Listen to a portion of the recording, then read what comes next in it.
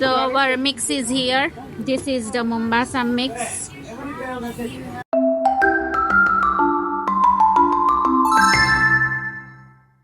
Take 1 cup of yellow gram, that is black chana, and soak it overnight. It will fluff up and get double in size.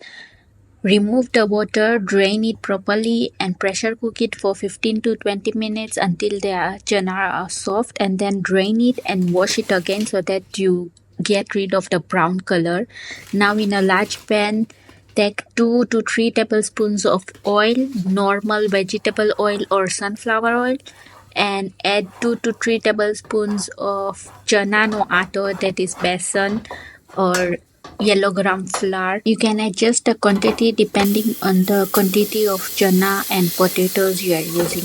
Once the chana no atto is roasted, a little change in color with a little scent of roasted gram flour, then add 1 curry, that is raw mango, but not fully raw and not fully ripe. You need a little in between. We call it matosa in Swahili.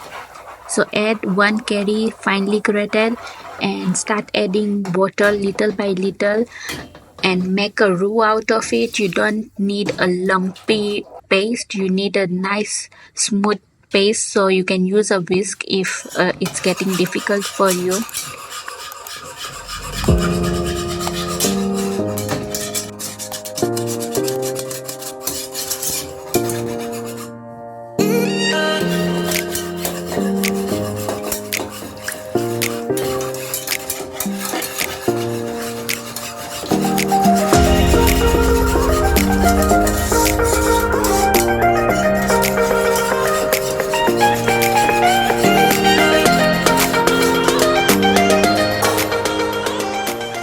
After adding all the water, I've used about 2 to 3 liters of water.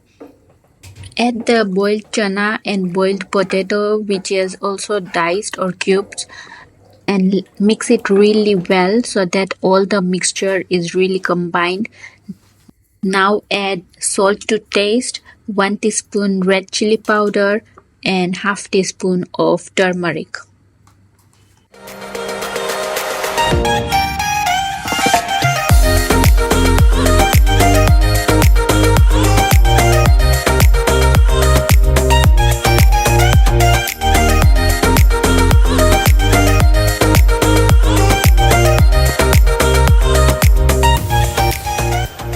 So if you have scotch bonnet pepper, that is pili pili puzi, my mother always added a whole scotch bonnet. It gives a nice scent to the chana bateta.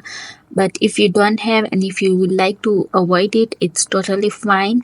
Now once it starts boiling and it gets a little thicker, add 50 ml of coconut cream, or if you can make coconut chutney, you can also add that, but my mom always added coconut cream.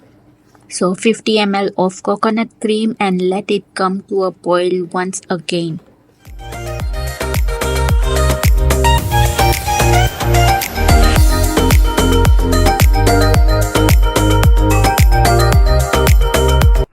The consistency of the chana bateta, that is what we call Mombasa mix, should be a little thick, just like how a soup should be with chana bateta. And finally switch off your flame, add lemon juice to your taste and mix it well. And now it's ready to serve. The reason we need a lot of soup kind of a gravy here is because in Mombasa mix you add lots of toppings, so it gets absorbed with the toppings and it becomes really thick and yummy. Now Mombasa mix has several toppings to be added later on while serving. One of it is Swahili kachori, which is boiled mashed potatoes, balls dipped in flour-based batter and deep fried until crispy, and these are so yum as it is. And another is dal bhajia, which is very important. These are moong dal fritters or even kunde fritters if you want to make. My mom usually makes small bite size kachori and bhajia so that you can add it as it is without breaking it. Another crispy element is cassava crisps. If you don't have cassava crisps, you can add chevro, Mombasa chevro, or you can add fried manda in Mombasa mix. The recipes for Swahili kachori and dal bhajia, I'll put it up in my YouTube channel. You can also follow me on my Instagram, where the recipes are already live on my channel. Now let's get into the chutneys. The chutneys to be added is pili pili bhuji or chili bomb, coconut chutney, green coconut chutney, tamarind chutney, which is sour, not sweet tamarind, a little sour tamarind.